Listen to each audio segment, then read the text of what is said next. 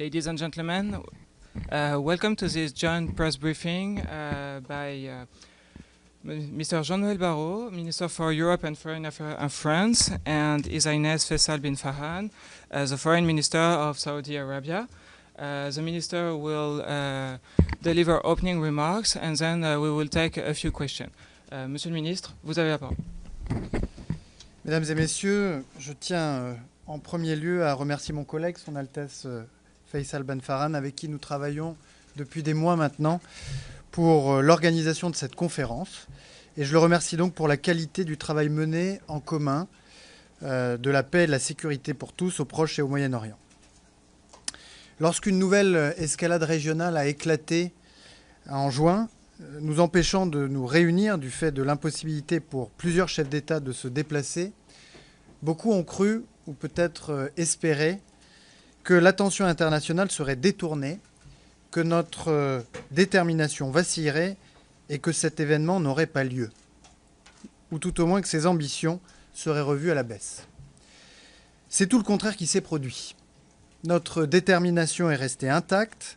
Nous avons poursuivi notre travail avec nos partenaires saoudiens, mais aussi avec nos partenaires les plus mobilisés pour la tenue de cette conférence, à commencer par les 17 coprésidents des groupes de travail thématiques, auxquels je tiens à exprimer ma gratitude pour le travail remarquable et la mobilisation sans faille.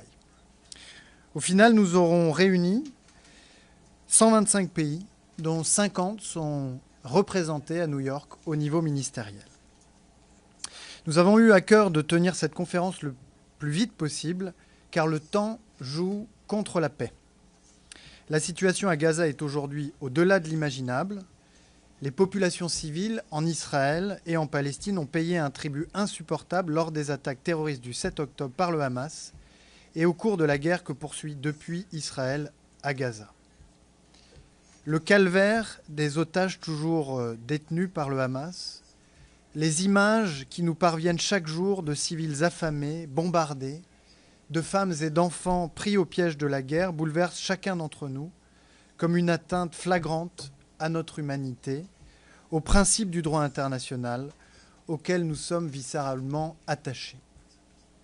Nous avons donc voulu, en réunissant la communauté internationale, tracer un horizon politique nécessaire à la conclusion d'un accord de cessez-le-feu, aujourd'hui en discussion sous l'égide des Nations Unies, de l'Égypte et du Qatar.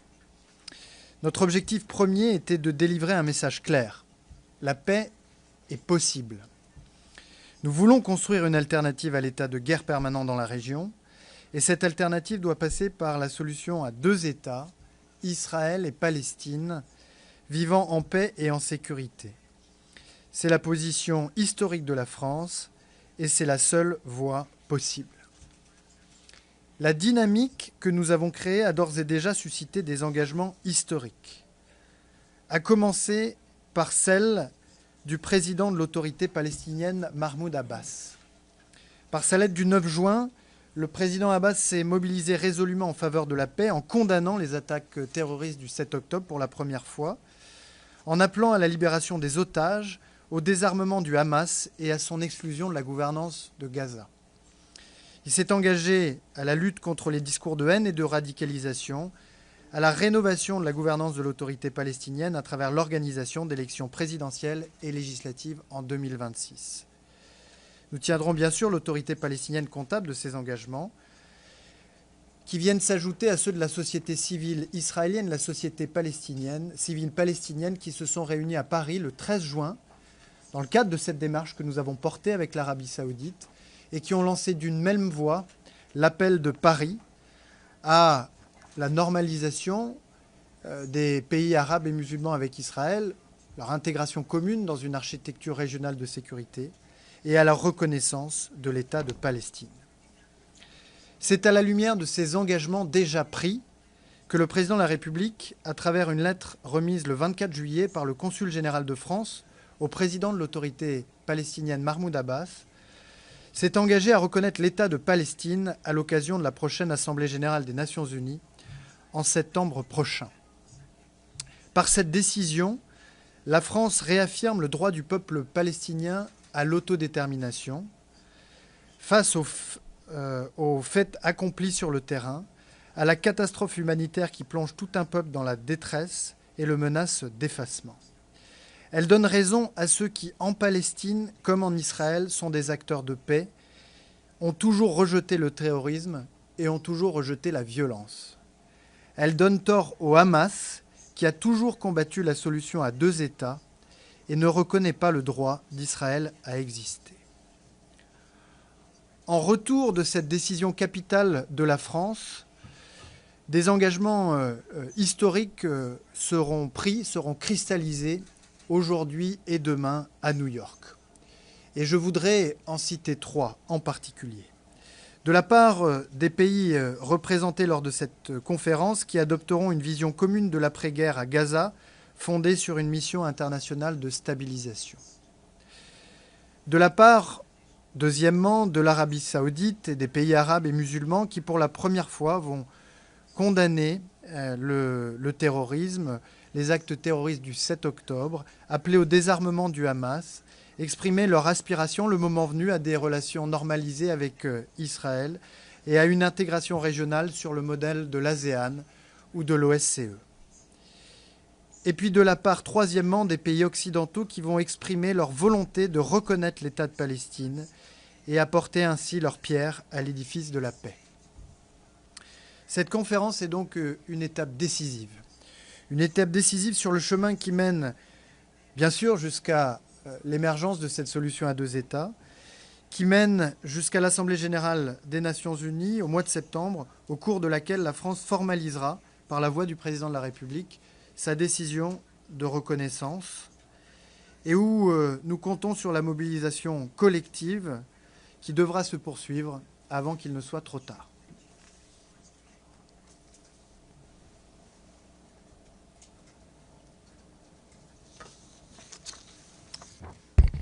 Minister, please. بسم الله الرحمن الرحيم. إن استئناف انعقاد المؤتمر الدولي رفيع المستوى حول التسوية السلمية وتنفيذ حل الدولتين يعكس توافقا دوليا واسعا على أن السبيل الوحيد لوضع حد لهذا الصراع الممتد وإنهاء دوامة العنف والمعاناة هو التنفيذ الفعلي لحل الدولتين على أساس قرارات الأمم المتحدة ومبادرة السلام العربية ومبدأ الأرض مقابل السلام. إن المملكة العربية السعودية بالتعاون مع الجمهورية الفرنسية وجميع شركائنا عازمون على تحويل هذا التوافق الدولي إلى واقع ملموس، فقد آن الأوان لإنهاء هذا الصراع وتجسيد الدولة الفلسطينية وتحقيق سلام عادل وشامل يحفظ السيادة والأمن لجميع شعوب المنطقة. ونشيد في هذا السياق بإعلان فخامة الرئيس الفرنسي إيمانويل ماكرون عزم بلاده الاعتراف بدولة فلسطين، وهي خطوة تاريخية تجسد دعم المجتمع الدولي للحقوق المشروعة للشعب الفلسطيني. إن السلام بين إسرائيل وفلسطين هو مدخل أساسي لتحقيق سلام إقليمي شامل ينعم فيه الجميع بالأمان، ويفتح آفاق التعاون والتكامل وتحقيق الازدهار المشترك. وتنعقد اجتماعاتنا في لحظة حرجة ومأساة المجاعة حاضرة أمامنا، والانتهاكات الجسيمة والتجويع ومحاولات التهجير القسري مستمرة وغيرها من الإجراءات الأحادية التي تقوض حل الدولتين، وعلى رأسها التوسع الاستيطاني والتهجير القسري ومحاولة الضم. يجب أن تنتهي الحرب في غزة فورا. وفي هذا السياق نجدد دعمنا الكامل للجهود المصرية والقطرية والأمريكية لإعادة تفعيل اتفاق وقف إطلاق النار، بما يشمل الإفراج عن جميع الرهائن وانسحاب القوات الإسرائيلية وضمان وصول المساعدات الإنسانية بلا قيود. كما نعبر عن رفضنا القاطع لأي محاولات لفصل غزة عن بقية الأراضي الفلسطينية أو احتلالها أو حصارها أو تهجير سكانها تحت أي مسوغ أو مبرر. ونثمن عاليا خطاب فخامة الرئيس محمود عباس بتاريخ 9 يونيو، والذي تضمن الالتزام بالسلام كخيار استراتيجي والعمل على تمكين الشعب الفلسطيني من نيل حقوقه المشروعة عبر الوسائل السلمية والقيام بجميع الإصلاحات اللازمة في هذا الشأن. كما نعبر عن التزامنا بدعم جهود السلطة الفلسطينية في الإصلاح والحكم الرشيد والعمل المشترك مع المجتمع الدولي لدعم جهود إعادة إعمار غزة وفقا للخطة العربية الإسلامية التي نالت تأييدا دوليا واسعا.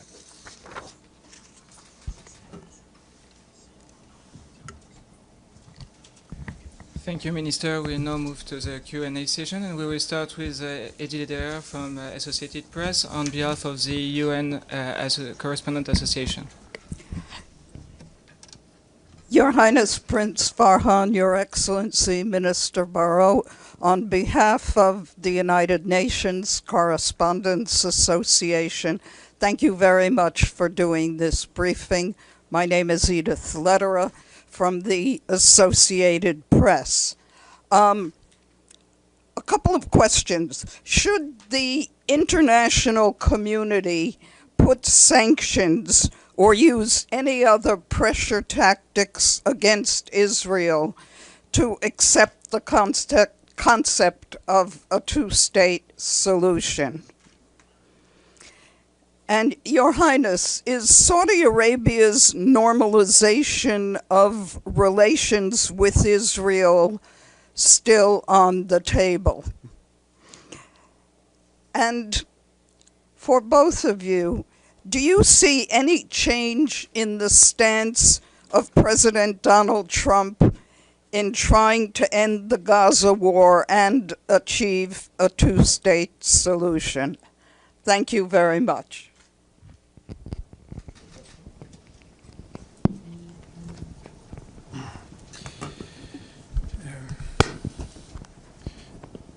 Si nous avons voulu, avec son Excellence le prince Faisal, organiser une conférence coprésidée par la France et l'Arabie saoudite sur la solution à deux États, c'est parce que nous considérons qu'elle est aujourd'hui plus menacée que jamais, ou en tout cas plus menacée que depuis les accords d'Oslo il y a un peu plus de 30 ans. Nous le voyons à la suite de l'attentat terroriste et barbare du 7 octobre, puis du prolongement indéfini de la guerre menée par le gouvernement israélien à Gaza, ou encore l'accélération de la colonisation. Ce sont aujourd'hui les opposants à la solution des deux États qui semblent avoir le vent en poupe.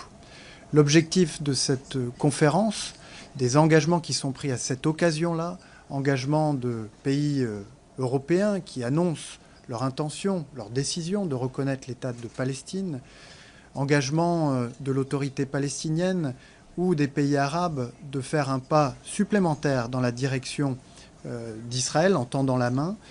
Tout cela vise à réhabiliter le camp de la paix, celui qui, par le passé, a réussi à faire émerger cette idée selon laquelle le droit légitime des Palestiniens à disposer d'un État n'est pas seulement compatible avec la sécurité d'Israël, mais qu'il en est également la condition.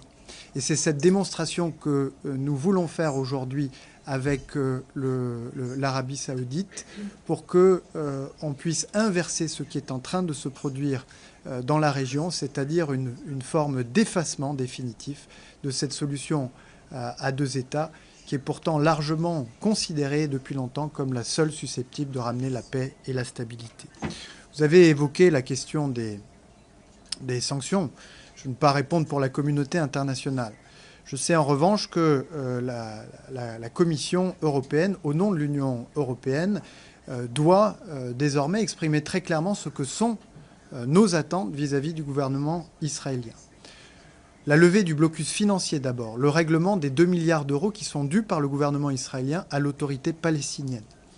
L'abandon des projets de colonisation, et en particulier le projet E1, qui, avec 3400 logements implantés en Cisjordanie, menace la contiguïté territoriale du futur État de Palestine.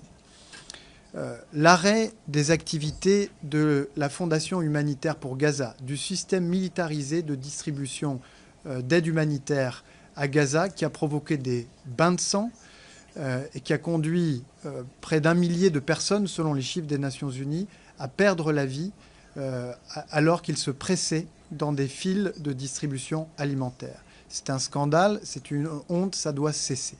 La Commission européenne, au nom de l'Union européenne, doit exprimer ses attentes et doit mettre sur la table les moyens dont nous disposons pour exercer une incitation forte et une pression sur le gouvernement israélien pour qu'il entende cet appel qui est en réalité celui de la communauté internationale, mais que l'Union européenne souhaite faire entendre.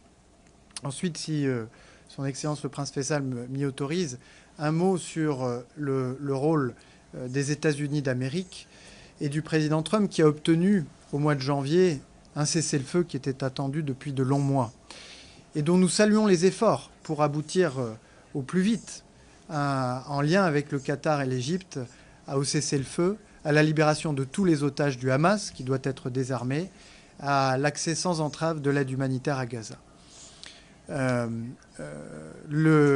L'exercice que nous avons conduit en préparation de cette conférence, les engagements qui seront pris aujourd'hui et demain à New York. For the conference and the commitments that are undertaken today will be taken tomorrow are tally with the implementation of this goal by the United States. It's an illusion to think that you can get to a lasting ceasefire without having an outline of what's going to happen in Gaza after the war and having a political horizon which includes Israeli security and the right of the Palestinian people to have a state.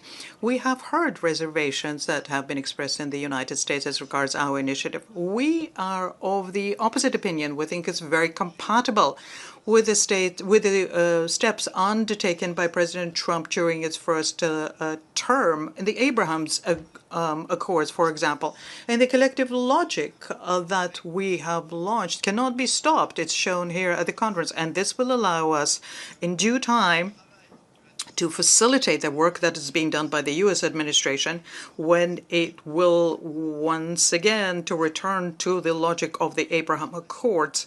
Then it will be able to build it on the commitments built today and tomorrow in New York within our conference. So, for your first question on normalization, I think we've been very, very clear over the last year and over the last many months, and most clear was the statement by the Crown Prince that for the Kingdom of Saudi Arabia, normalization with Israel can only come through the establishment of a Palestinian state. That position remains the same, and it is based on a strong conviction that only through the establishment of a Palestinian state and only through addressing the legitimate rights of the Palestinian people to self-determination can we have sustainable peace and real integration in the region. So we continue to have that position. We continue to call for moving in that direction. And I think our hope through this conference and other initiatives where it has become clear that international consensus is very much in line with that belief, that can be a catalyst for a real conversation about peace in the region and can actually accelerate the process towards regional integration.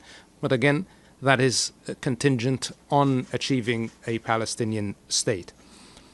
I would echo on the second question what my colleague, the Foreign Minister of France, has said. The US is an essential actor, and is certainly an essential actor in what concerns peace in the Middle East. And President Trump has, in fact, had success already in this regard. He was able to facilitate the first and only ceasefire so far in this conflict.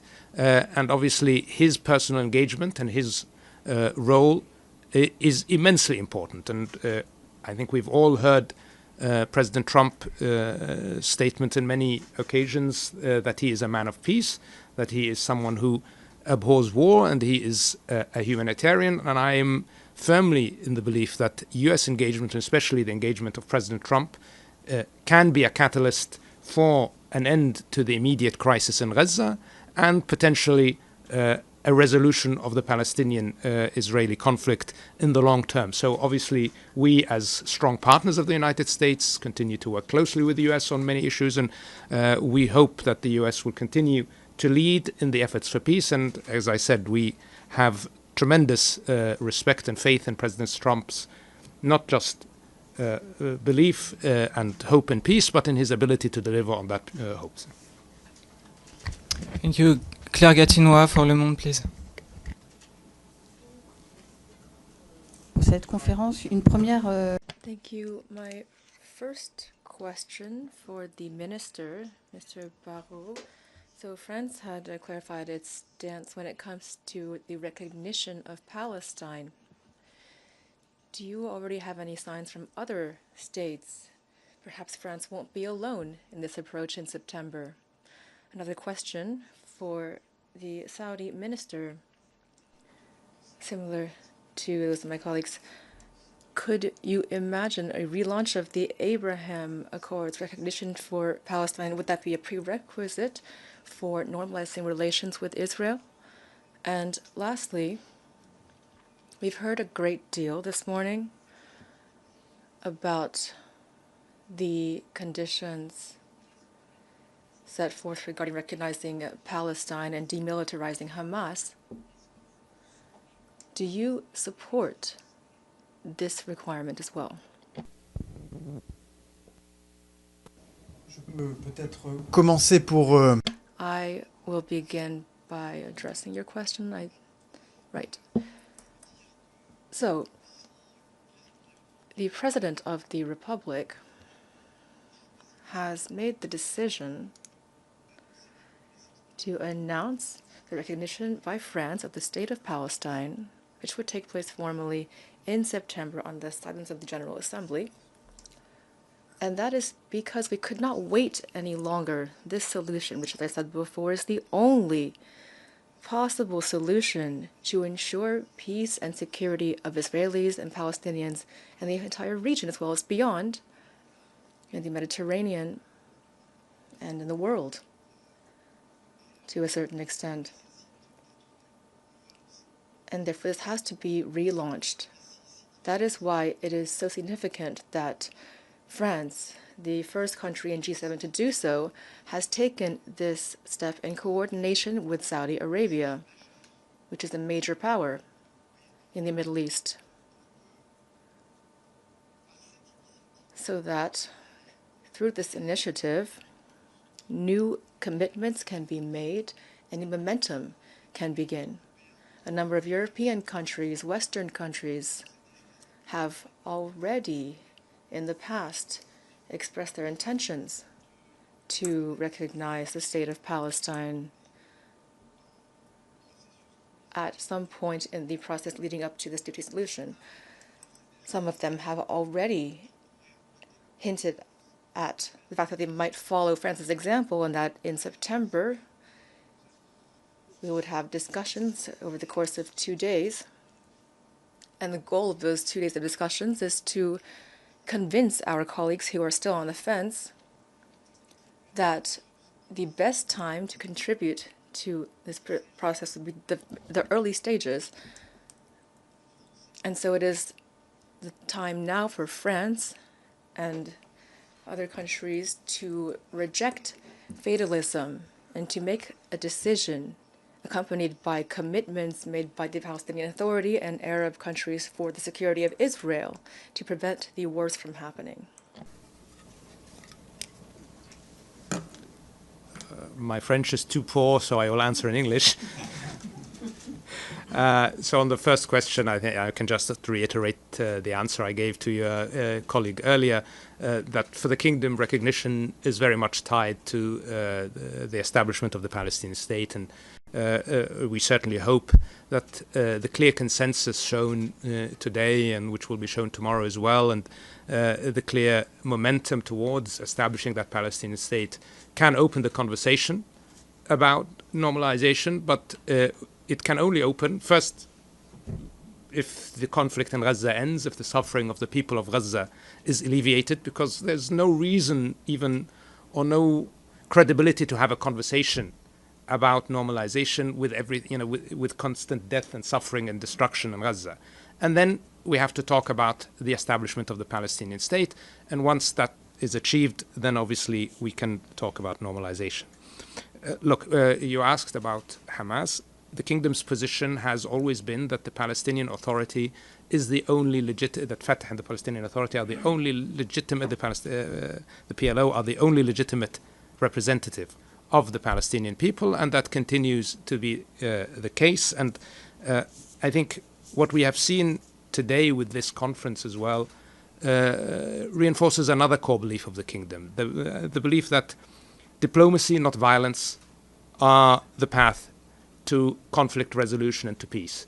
So from our perspective, the focus needs to be on dialogue, the focus needs to be on diplomacy, and we need to focus on those tools, not the tools of violence. And obviously we need to have one unified representative of the Palestinian people, and that is the Palestinian Authority, who have shown themselves not only a credible governor of Palestine, but also a credible interlocutory for Israel in progressing towards peace. And I would hope that we will all work to reinforce the Palestinian Authority and its capacity and capability. Thank you. Thank you. Since we are running out of time, we'll take one last and quick question for Ahmed Al-Mahmoud, from Sky News Arabia. Thank you. My question is for His Royal Highness. In your statement, in your opening statement, you called for the adoption of the outcome document, which would be a roadmap towards the two-state solution. Could you kindly inform us of the general framework of this document? The other part of my question regards the timeline for the recognition of the Palestinian state. Do you have a clear concept of this time frame? Thank you very much. Of course, the outcome document includes a number of details. It's based on the work of 18 working groups. They made intense efforts, tireless efforts.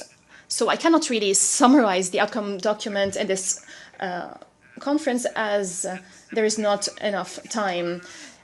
As for the timeline for the recognition, for us, it should have happened years ago.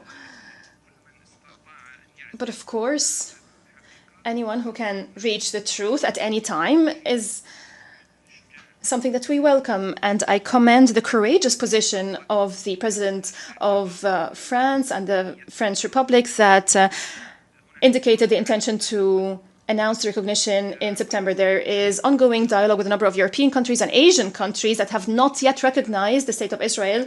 149 states do recognize. So the remaining countries are not that many. And dialogue is ongoing with these countries in order to reach that decision. We hear that the majority of other states are ready, or at least they're willing, but they are waiting for the right time, according to them. What we say to them is that the right time is now. We should not link the recognition of the State of Palestine to the Israeli veto. Those who believe that the two-state solution is the only viable solution for the Israeli-Palestinian conflict, as most countries say, and those who recognize Israel, they should also now recognize Palestine. Non-recognition of Palestine in this critical phase would mean a rejection. No, I'm ready to look into another option, not the two-state solution. So those who are convinced that the only viable solution is this two-state solution, and those who have already recognized one of those countries, one of those states, they must now recognize the second state. Of course, there are certain issues that will be settled, that should be settled through negotiation between the State of Palestine and the State of Israel, and this is known to all. But this is not really a reason not to recognize the Palestinian state. This recognize enhances the capacity of the State of Palestine to negotiate with Israel. And also, this would undermine attempts in Israel by certain extremists and unfortunately by certain officials of the government at the moment, undermine the idea that there is an alternative solution. This is why we're engaged with our friends in France, and I commend not only the French role, but also I commend